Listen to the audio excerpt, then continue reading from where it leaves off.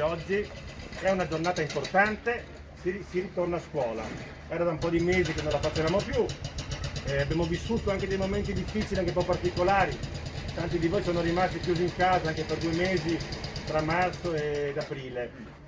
Chiaramente siamo stati bravi tutti, bravi perché abbiamo dato una continuità scolastica attraverso l'insegnamento a distanza, però adesso ci vuole il grande ritorno a scuola. Perché questo è il momento più bello secondo me, quello in cui ci si ritrova con gli amici, con gli insegnanti e si impara in ogni singolo momento, in ogni singola ora.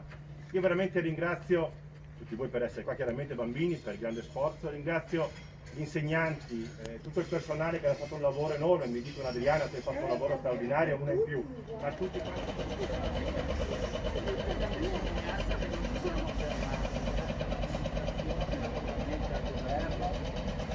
diciamolo allo Stato, insomma, non so, forse si può anche dire che è un momento un po' patriottico, credo, no? ti fa un applauso anche sul momento.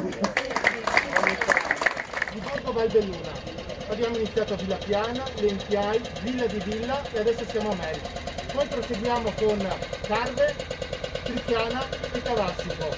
Un altro giorno faremo la scuola di Sant'Antonio. Siamo qua perché vogliamo augurarvi un buon inizio di anno scolastico